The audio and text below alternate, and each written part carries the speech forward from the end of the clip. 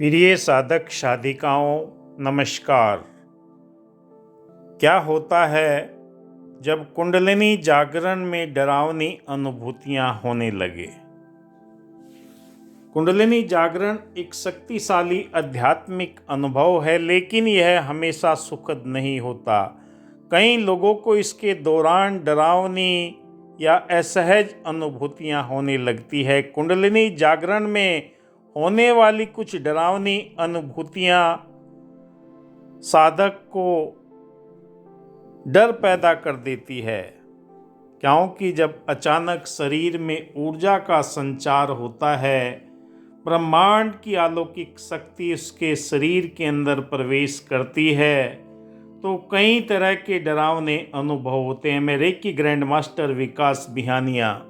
कुंडलिनी जागरण से होने वाले नुकसान क्या है? कुंडलिनी जागरण के नुकसान आपको आपके शरीर में पीड़ा हो सकती है, भ्रम हो सकता है, और आपको विश्व का ब्रह्मांड आपके भीतर समाया हुआ महसूस, अपने आप परिवार से आप अजनबी सा महसूस करने लगते हैं, क्योंकि मन में अजीब विचार या कल्पनाएं आने लगती है और अपने आप में मन की इन कल्पनाओं के अंदर आदमी भयभीत होने लगता है। शरीर में कंपन होने लगते हैं। शरीर में ये डरावनी स्थिति जब पैदा होने लगती है तो साधक छोड़कर भाग जाता है और इसे छोड़ भी नहीं सकता। जिस ऊर्जा को आपने एक बार जागृत कर दिया तो वो आपके शरीर के अंदर कई तरह के परिणाम देना प्रारंभ कर देती है, क्योंकि ये ऊर्जा आध्यात्मिक ऊर्जा आप इसे तभी संभाल पाएंगे अगर धीरे धीरे मंत्र जाप, सुमरन, ध्यान, मेडिटेशन, एक एक चक्र को शुद्धिकरण करते हुए जब आप लालच में आ जाते हैं कि मैं एक बार में ही सारे चक्रों को शुद्ध कर लेता हूँ, ऊर्जा जब ज़्यादा आती है तो संभाल नहीं पाता।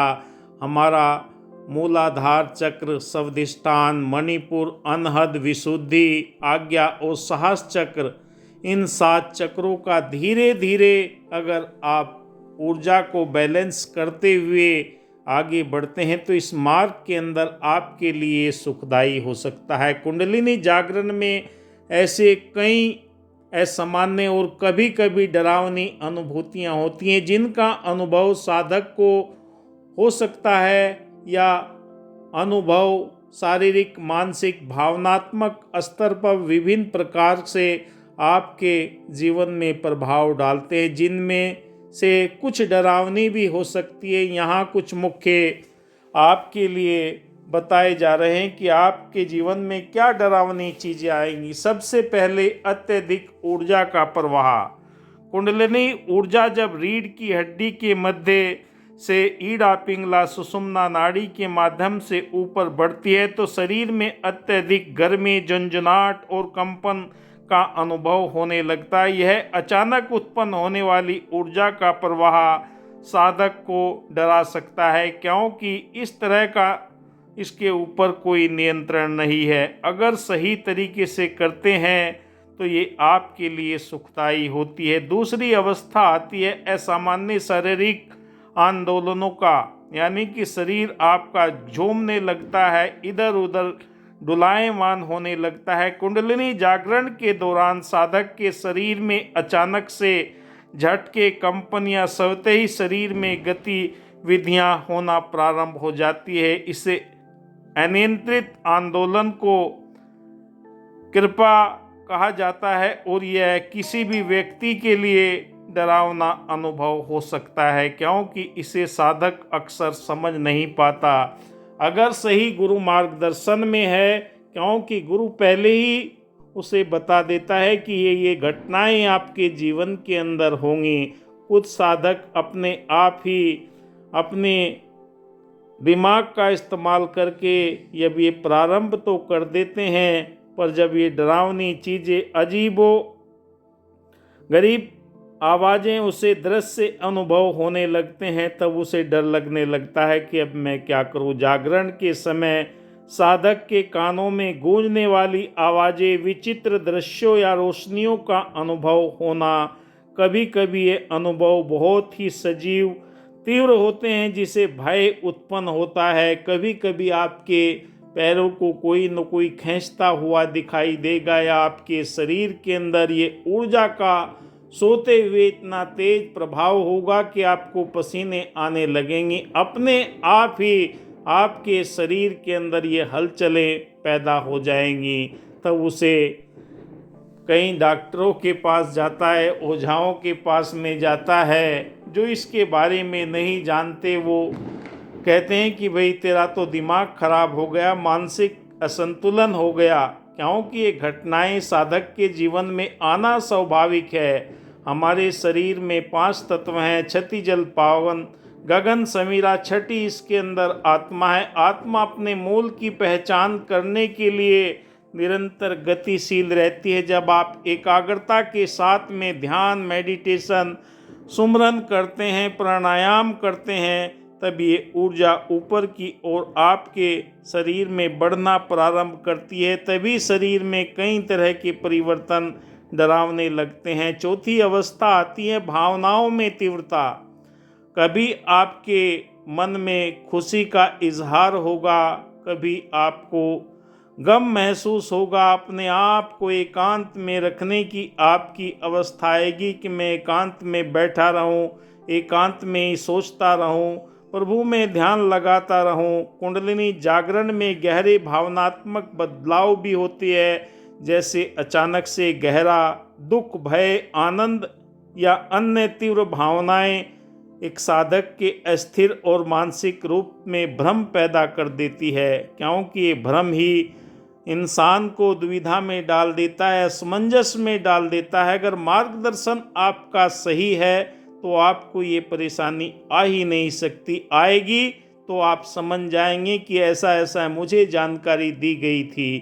तो वो जानकारी आपके चिंतन, मनन, ध्यान, साधना, मेडिटेशन में बहुत ही सिद्ध होंगी, बहुत ही आपके लिए सुखदायी होंगी। 5वीं अवस्था आती है स्वप्न और अजीब मानसिक अनुभव। क्योंकि सपने में जब आपको कोई देवता नज़र आता है, कोई देवी नज़र आती है या पूर्वजों के दर्शन होते हैं, तब डर लगने लगता है। कई साधक फ़ोन करके पूछते हैं कि मेरे बड़े दादाजी दिखाई देते हैं, माता पिता दिखाई देते हैं, और कभी कुछ देवता की धुंधली सी तस्वीर नज़र आती है। तो ये सारे के सारे अनुभव आपको मानसिक रूप से सपनों में भी एहसास होगा, ध्यान के द्वारा भी आपको ये एहसास होगा। जागरण के समय साधक को विचित्र सपने, मानसिक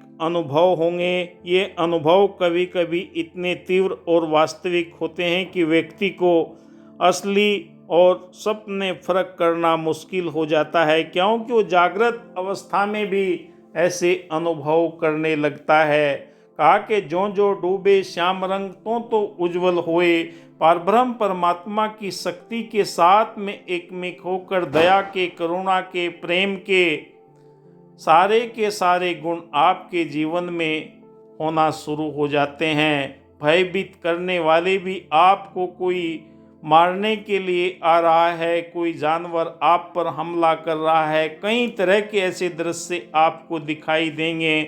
जब ध्यान की मुद्रा में आप बैठेंगे तो आपके शरीर को स्पर्श करने वाली कोई न कोई चीज़ें आपके पास में घूमती हुई महसूस होगी। तो ये आपके जीवन के अंदर डरावनी अनुभूतियाँ हो सकती है। छठी बात आती है अहंकार का विघटन, पहचान का संकट। क्योंकि कुंडलिनी जागरण के समय अहंकार का विघटन या ईगो डेथ होती है, जिसमें व्यक्ति अपने वास्तविक को पहचान खो सकता है। इसे भ्रम, अस्तित्व का संकट और तीव्र डर का अनुभव भी कहा जाता है। क्योंकि अपने आप में आप जब ये अनुभव करते हैं, कल ही मेरे पास में अबू धाबी से फ़ोन आया कि मुझे ये अनुभव हो रहे हैं। उन्होंने सबके सामने अपना खुलासा बयान करना शुरू कर दिया। अब वहाँ पर ऊर्जा उनकी अटक गई है। अब कहते हैं कि मुझे आगे का मार्गदर्शन दो, क्योंकि आपके पास में ये दिव्य ऊर्जा, ब्रह्मांड की अलौकिक शक्ति जब आपके इस मानव देह के अंदर कार्य करती है तो आपने शांत और धैर्य के साथ में इसका अनुभव करना है।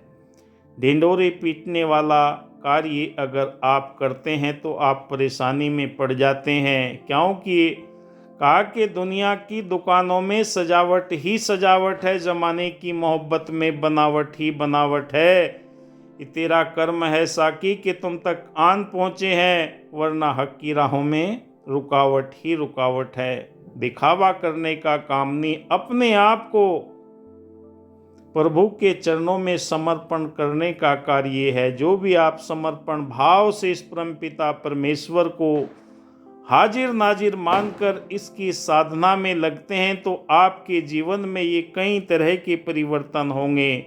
सातवीं बात आती है अकेलापन और असहायता की भावना। कुंडलिनी जागरण में एक ऐसा आंतरिक अनुभव है जिसे कोई और दूसरा व्यक्ति पूरी तरह से नहीं समझ सकता। साधक को अक्सर महसूस होता है कि वह अकेला ही रहे, कोई उसके आसपास न रहे, कोई उसकी चीज़ों को ना छेड़ें।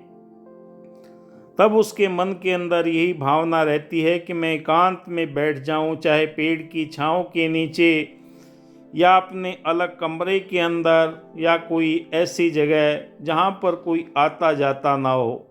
तो ये अकेलापन भी आपके लिए कई तरह के लिए दुखदाई बन जाता है। लोग आपको घर परिवार के पागल समझने लगते हैं, क्योंकि ब्रह्मांड की ऊर्जा आपके अंदर बाहर को एक में करने के लिए अंदर से आपके नकारात्मक विचारों को दूर करके आपके जीवन के अंदर सहजता प्रदान करती हुई चली जाती है। और जब ये सहजता जीवन के अंदर आती है, आपका ऑरा विकसित होना शुरू हो जाता है।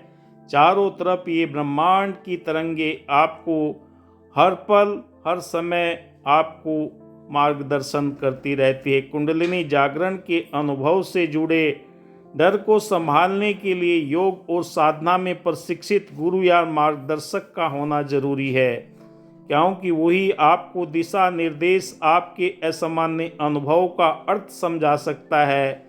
जिसे इसकी जानकारी नहीं, अगर उसके सामने कहोगे तो वो आपको पागल ही समझेगा। कुंडलिनी जागरण के अनुभव किसी व्यक्ति के मानसिक, शारीरिक, आध्यात्मिक विकास के लिए फायदेमंद हो सकते हैं, लेकिन इसके लिए उचित ज्ञान और मार्गदर्शन का होना जरूरी है। अगर आपके पास में उचित मार्गदर्शन नहीं है तो आप भ्रम में डोलायमान की अवस्था में आ जाएंगे और आपको ये परेशानियां भावनात्मक रूप से उतार चढ़ाव, खुशी, दुख, क्रोध या उदासी के भाव, सोचने की शैली में बदलाव, यादें, भविष्य की चिंताएं, अस्तित्व संबंधी प्रश्न अनुभव होंगे आपको।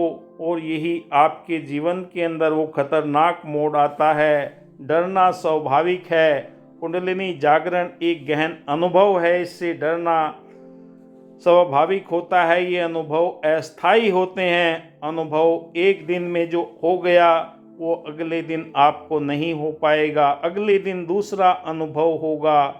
हर रोज आपके जीवन में अलग अलग अनुभव होंगे। धैर्य रखें, क्योंकि ये धीमी और धीरे धीरे होने वाली प्रक्रिया है। यदि आप इन अनुभवों से बहुत परेशान हैं तो कृपया किसी अच्छे जानकार के पास में जाइए। वही आपकी इन समस्याओं को हल करके आपको संतुष्टि प्रदान कर सकता है। प्रकृति में समय बिताइए। प्रकृति में समय बिताने से तनाव कम होता है, शारीरिक और मानसिक स्वास्थ्य आपका प्रबल होता है। पौष्टिक आहार लें, क्योंकि शरीर के अंदर से जब नकारात्मक ऊर्जा दूर होने लगती है तो हमारे शरीर के अंदर वजन भी कम होना शुरू हो जाता है, भूख प्यास हमारी कम हो जाती है। इसलिए हमें पौष्टिक आहार लेना ज़रूरी है, जो हमारे स्वास्थ्य को बेहतर करे और हमारे जीवन के अंदर पर्याप्त नींद का भी होना जरूरी है, क्योंकि मन स्वस्थ रहेगा तो तन स्वस्थ रहेगा। सकारात्मक दृष्टिकोण को अपने जीवन में बिताएं, और अगर सकारात्मक दृष्टिकोण होगा तो आपका मनोबल बढ़ेगा। आप देख रहे हैं मेरा YouTube चैनल विकास बिहानिया। वीडियो अच्छा लगे तो लाइक शेयर ज़रूर कीजिए, कमेंट कीजिए, क्योंकि हम आप ही के लिए बेहतर से बेहतर वीडियो बनाने का प्रयास करते हैं कि आपको सटीक व सही व सरल जानकारी मिल सके। हर रोज़ हम आपके लिए सुबह 9 बजे वीडियो लेकर आते हैं। आप अपने दोस्तों मित्रों को जानकारी दीजिए। कोई मन में प्रश्न है तो कमेंट ज़रूर कीजिए, जवाब दिया जाएगा। धन्यवाद। जय हिंद।